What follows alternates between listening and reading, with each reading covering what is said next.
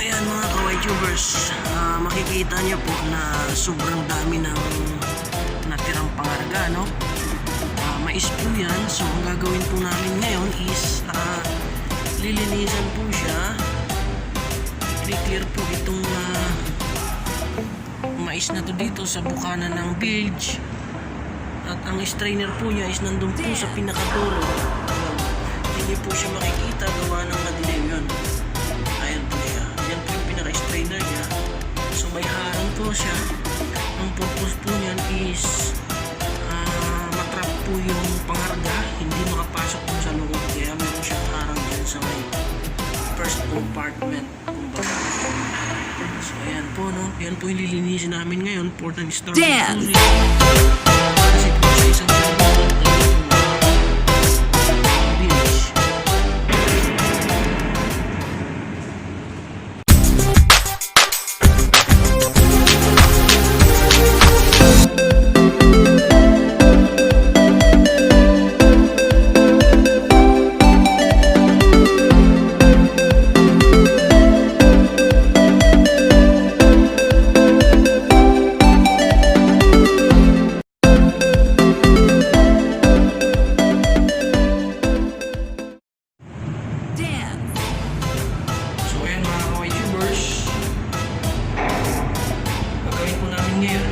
maglilinis ng bilge. Tatanggalin po yung mga cargamento sa loob ng bilge.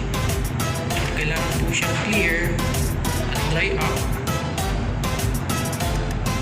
para makapasok po kami sa inspection sa loading port. Ayan po, ganyan po kalalim. So mano-mano po siya. Bibiringin po namin by ropes, by manual. Ayan, galing po siya sa baba. Almost 20 meter po yung lalim ng cargo namin. So sobrang taas.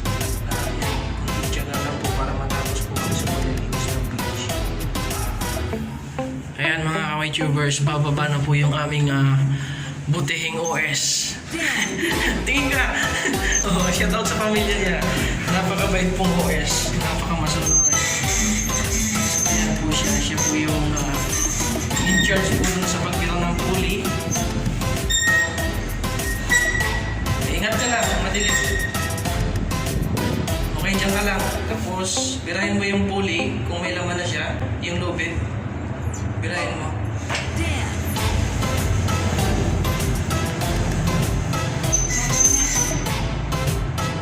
So, ayan po. Bigat. Kailangan dandahan. So, may isang tao sa baba. May nag-assist sa baba. Parang ito po yung update.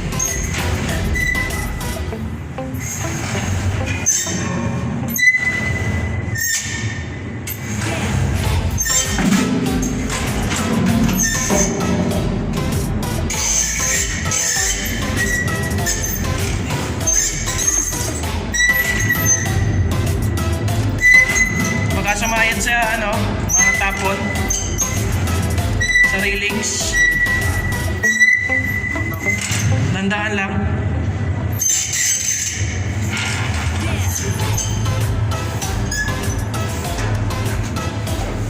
Okay, birahin mo. Tapos kukunin ko dito. Ayan.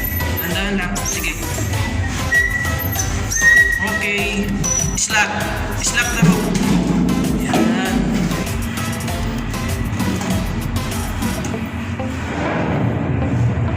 So ayan, ito po yung aming cargo residue. Corn from Brazil. Brazilian corn. So diretso na po ito sa overboard kasi natutunaw naman po siya at hindi naman po siya harmful sa karagatan. So pagkain din po siya ng isda. Kaya pwede po siyang itapon sa dagat. So isasalin ko po siya, tapos pagkasalin bibirahin naman papunta sa taas.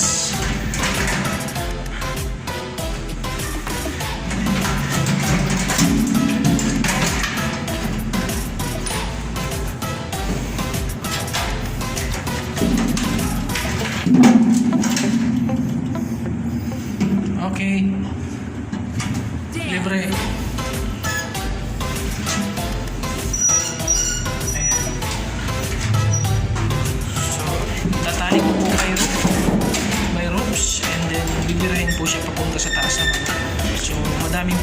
no? Kasi nasarado yung hatch cover. Hindi kami makapagbukas gawa ng masama ang panahon, mga kabayan.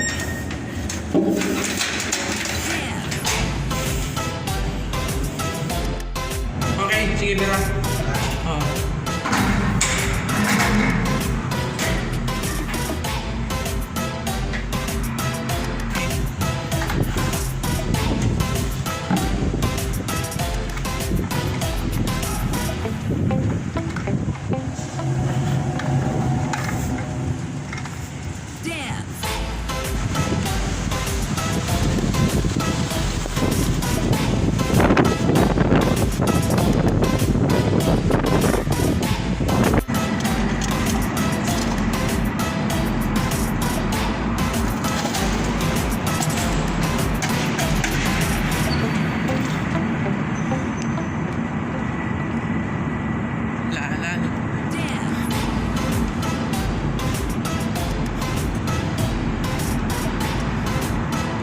Nagkape na kayo?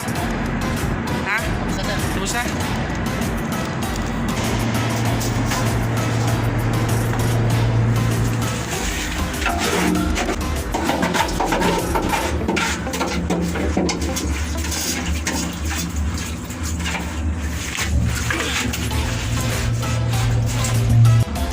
Ayan mga ka-YouTubers, tinitira po ng butihing marines namin, si OS Benji.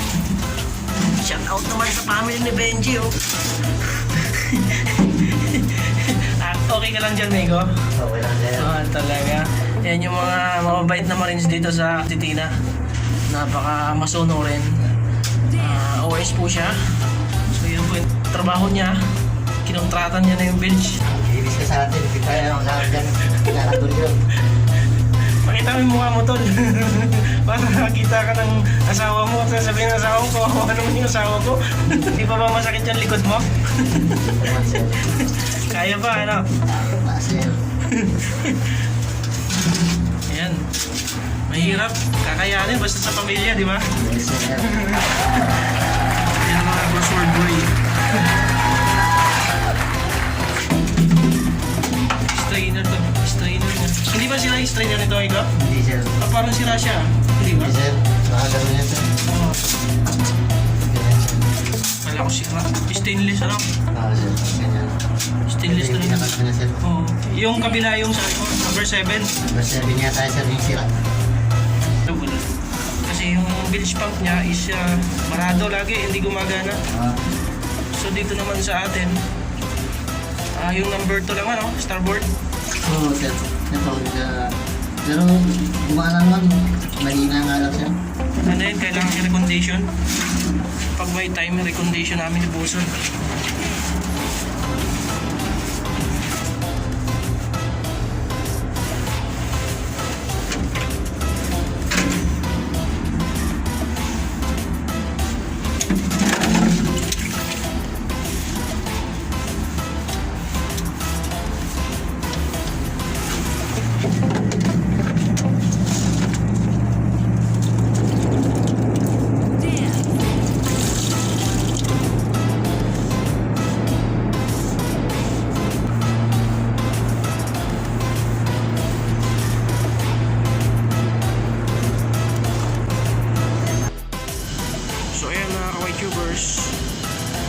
Ito po yung cargo hold number 1 bilge for the starboard side. Tapos na po siyang linisan, so bababain ko po, inspectionin ko kung talaga po siya ay totally clean. Ayan, dito na po ako sa loob ng bilge. So liit lang po na compartment. Mapapansin niyo po na maingay. So yan po yung suction ng bilge. So once na may water po dito, nagkaroon po siya ng water, higigupin niyo po yan palabas papunta sa dagat. So importante rin po na meron siyang strainer, kasi yung strainer na yan ay nagsasala sa mga naiwang cargo residue or pumupuntang cargo residue dito sa loob ng cargo hold bilge. So yan yung mechanism ng bilge na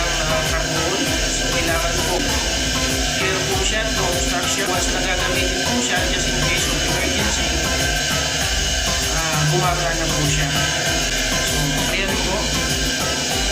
Mapansin niyo po na malinis na po siya, totally clean. Wala na po siyang amoy, di kagaya dati na mabaho kasi yung mga previous residue na cargo is naiwan dito at napasa, nagkaroon ng amoy. So ngayon po, malinis na po siya. Tuyo, totally dry up.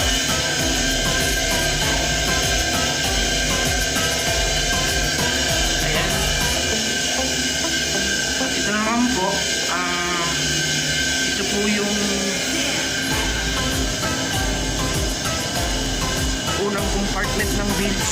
So meron po siyang plates na nakaharang dito. Ang purpose po niyan is yung mga cargo na bumabagsak hanggang dito lang po sa first compartment, and then tubig lang po ang pupunta papunta doon. Kaya malaki din po ang pulong nito, para na rin po siya strainer. Kumbaga ino-obstruct niya yung mga kargamento na pupunta dito sa first compartment bago siya pumunta doon sa second compartment, doon sa bilge mouth. Tubig na lang po yung pumupunta doon. So malaking tulong din po ito. So kailangan nakakabit din po ito, maiwasan yung mga cargo na pumupunta doon sa loob.